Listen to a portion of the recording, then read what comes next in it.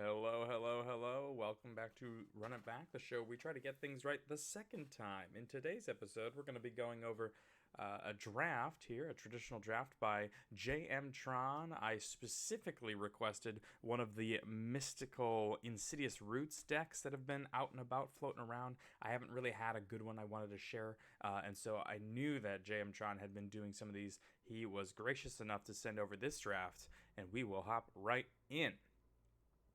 As we take a look at Pack One, Pick One, I'm very, very curious. I love Me a Long Goodbye. I think this is great. I also love like a Fuss Bother, Red Herring, a couple of good cards. But Coerce to Kill is a bomb here. I mean, this card is great. And so it's very interesting how JM Tron is looking at Long Goodbye, at mana efficiency, sticking in one color here, looking towards this rather than Coerce to Kill.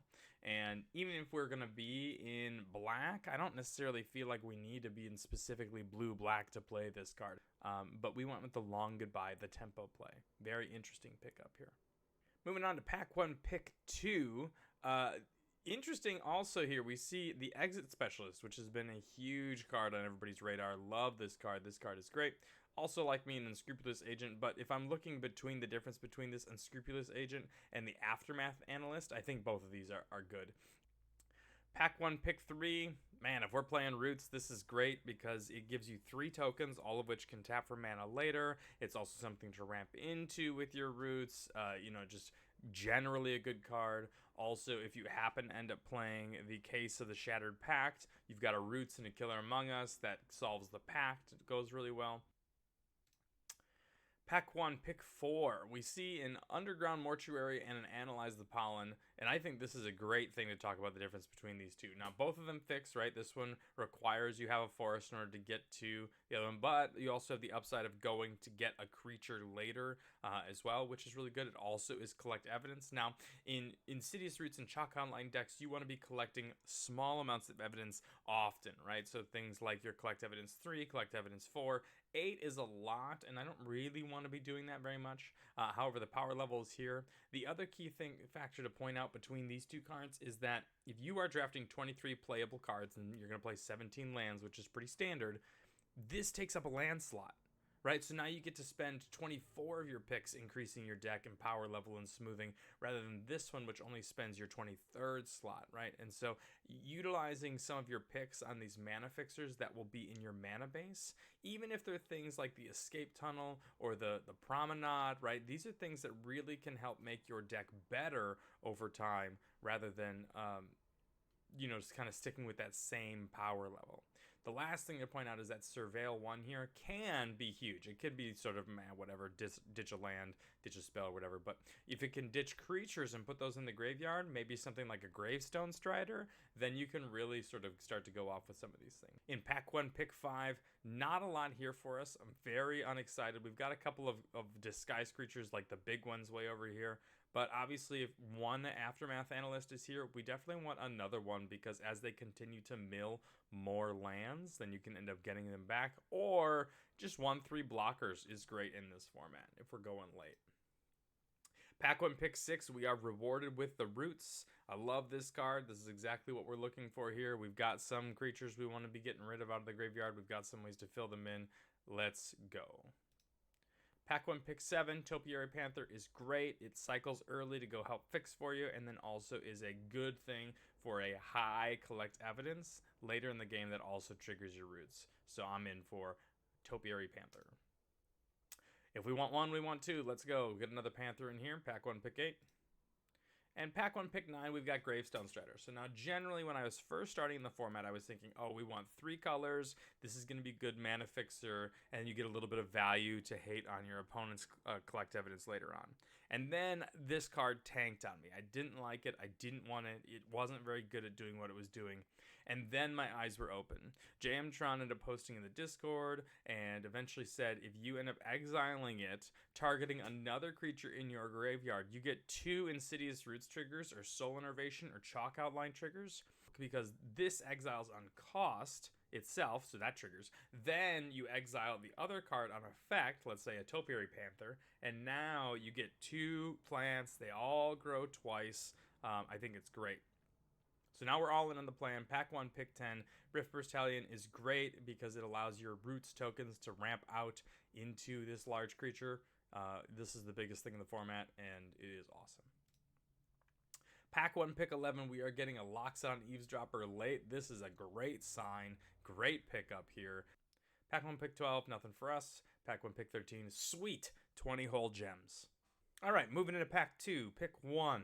We see a hard-hitting questions, which is great. This is a good pickup. I also don't hate a Tunnel Tipster, but in theory, we're already going to have quite a bit of mana ramp to get us to where we want to go. Plus, that little bit of fixing could be helpful. Normally, as far as power level is concerned, I see a Detective Satchel, 2 Auspicious Survivals, and a Dog Walker. These are all great cards. Pack 2, pick 2. This is a great pickup. Leering Onlooker comes down early. It gets milled with these Aftermath Analysts, and it automatically exiles itself just for mana, right? Pack 2, pick 3, we pick up a second copy of Roots. This means that we are really the only person in it, and, you know, if we have one, we want 10 of these Insidious Roots in the deck because they all stack, they all continue to trigger. You only need one thing in the graveyard with, like, 3 Roots in the battlefield to make an army in a can, so I'm here for it. Pack 2, pick 4. We pretty much have to decide between this Eavesdropper, which we already have one of, and the Snarling Gorehound. And again, if you look at the creatures themselves, just the cards, you're going to take a look at the Loxodon Eavesdropper and you're going to think, this is a better card. It's a 3/3, it replaces itself, it attacks, it blocks, it makes Julian Fries, like it does it all. But this Snarling Gorehound, particularly in this deck, works really well because it fixes your draws, making sure that when you want to draw land, you draw land. When you want to draw spells, you want to draw spells. But not for nothing, this thing also coming down on turn 1 is usually worth about 3 or 4 damage. And so a 1-drop that's going to get in for 3 or 4 damage due to the menace and all the tricks that are in the format, that's kind of huge, right? Pack 2, pick 5. Looking at a really sort of a dud pick pack here. We've got 5 blue-red cards, all that kind of do something similar. A Magnifying Glass, which I guess we could play, but is not great. I think I really would have preferred a Pick Your Poison or a Novice Inspector because we're pretty, solidly in the Roots deck, and so therefore I want this for my sideboard because we're playing best of 3. I don't think this is a Repeat Offender deck, and even if it is, maybe we'd get this like on the wheel or something. But I totally respect Jamtron's pick here of Novice Inspector. Pack 2, pick 6. We've got a couple of disguised creatures, nothing that's all that exciting. So we get a Loxodon Eavesdropper. These do work better in multiples because sacrificing 1 clue to draw your second card on the turn means that they both turn into 4/4s with Vigilance. So that's great. Let's start stacking some of these Pachyderms up. Pack 2, pick 7. Oh, this is really unfortunate. We see 4 cards, all that we'd like. Slice from the Shadows, okay, but we need more things that exit the graveyard. We see Extracted Confection, which is obviously very good. It ends up making some roots for us. It takes care of a big thing from them. Does require a little bit of setup, like cycling a Topiary Panther or binning a Rift Burstalion, but that's not that bad. Sample Collector is one that really kind of hurts missing out on. This repeatable effect of collecting evidence 3 is cheap on the collect evidence. Attacking with a 3/4 is very easy to do on turn 3 or 4 or whatever. That makes it so that this thing gets in quick. But we see JM Chan prioritizing the Rebel Belt Maverick. We talked about this with the Leering Onlooker, just something to be able to exile from the graveyard by itself without anything else to do. Pack 2, pick 8. We are looking at 2 different cards here, but I really like Soul Innervation. As we notice, we don't have very much removal. We've got the Long Goodbye and the hard-hitting questions. This Soul Innervation says 4 or less, get it out of here. We're done with that creature. Also, you get a little bit of extra value whenever you trigger your Insidious Roots. You also get a little bit of a life drain here. I'm not really playing that because of this, but it's a nice bonus, and I'm taking it. Pack 2, pick 9. Nothing here for us. Pack 2, pick 10. A Slime Against Humanity is a perfectly reasonable speculation here. Pack 2, pick 10. Out Cold is the best card here. It also sort of matches up with like the satchel, if we're going to be splashing a little bit of blue. Pack 2, pick 12. We see that Loxodon Eavesdropper wheeling back to us, which was great. Benther Criminologist rounding out the pack. Moving on to Pack 3, pick 1. We've got a couple of cards here that I want to talk about. The Evidence Examiner, like the Sample Collector, also works very well at consistently collecting evidence. But I do think the one thing to talk about for this pack would be World Soul's Rage. In theory, we're going to be making lots of tokens with Insidious Roots, and they do help fix for it. We also have 2 Topiary Panthers to help us find that Singleton mountain if we need to. Plus, we've got 2 aftermath analysts here, which help can fill our bin up with things on top of like Robobout Maverick. I think that this World Souls Rage would be something to consider, something to talk about. I totally respect this evidence examiner. I do think the World Souls Rage is something to think about. Pack 3, pick 2. We got a list card here. What? Notably, before we get to that, leg up is great. Get a leg up. This is really good. We're going to have a wide board. This works particularly well. I'll see and extract the confession over here. We talked about that. That'd be really good. But Nyx Weaver here at the beginning of your upkeep, put the top 2 cards of your library in your graveyard. I'm in. Let's go. That's good. And then you can exile Nyx Weaver, return target card from your graveyard to your hand.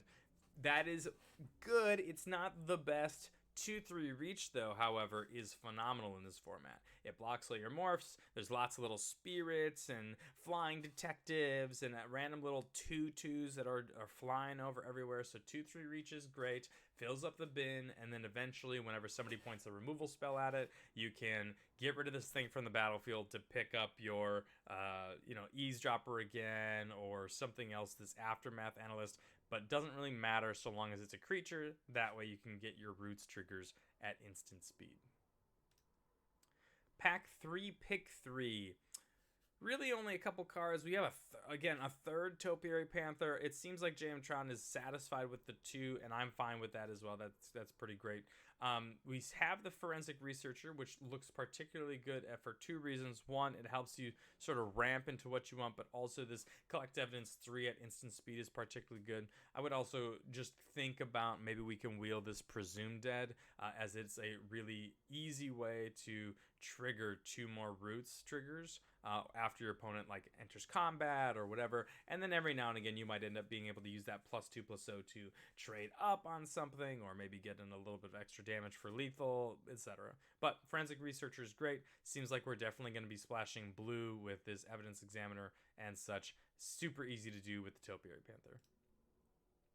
Pack 3, pick 4. Use the Macabre Reconstruction, get your roots triggers back, and you are good to go. Pack 3, pick 5. Pack 3, pick 6. We saw a Gravestone Strider earlier. Here, I think we're definitely taking it early because, again, this double triggering from the roots, double triggering for things like Soul Innervation, you really can use Gravestone Strider to great effect. Pack 3, pick 7. I see a case of the Trampled Garden. We're not the deck for that. That's more of like a green-red, green-white sort of strategy. We already have a Vengeful Creeper, and there's no other cards in here for us. I see this Fairy Snoop. I probably don't like it unless we're specifically in blue-black. Pack 3, pick 8. I love a top end here on the Glint Weaver. I probably would replace this Rift Burst Hellion with the Glint Weaver. This card is easily stabilizing, giving you 6 life almost assuredly, and making sure that those pesky flyers don't come over. Pack 3, pick 9. We did wheel this Tunnel Tipster. I think that's great. We did see the World Souls Rage here. And I hear also not wanting to like double splash. We're already going to be splashing for blue, so you don't want to be splashing for red. But I still think this would be something to consider. Pack 3, pick 10. We wheeled this Get a Leg Up, which I think is phenomenal. We talked about looking at it last time around, so getting on the wheel is great. Pack 3, pick 11. We picked up another Topiary Panther. I'm in for it. Pack 3, pick 12. We see a Vengeful Creeper, and finally our last one of the match. So let's take a look here at the deck that JMTron started up with. We can see we have a Singleton Island and 2 Topiary Panthers. Looks like one stayed in the board down here. And then also this Glint Weaver overtook the Rift Burst Hellion. A Singleton 3-drop. Really not that many disguise creatures, so that's kind of interesting. But we see the Tunnel Tipster helping us skip over 3 in general. And then maybe we can use something like the Underground Mortuary or something along those lines to really help us keep on curve. This deck looks like there's not a bad card in it. I mean, normally you'd think like Gravestone Strider, man, I don't love this card, but if we get a single Insidious Roots down, this is with 2 triggers, you get them both, and things really start cooking. So, fantastic draft, fantastic deck. This looks like a lot of fun. If you'd like to have your deck featured on Run It Back, make sure to send me an email at runitbackmtg@gmail.com, or you can send me a message in Discord via the AGL Discord server. Thank you so much for watching. I hope you enjoyed it and you have a great rest of your day. Bye-bye.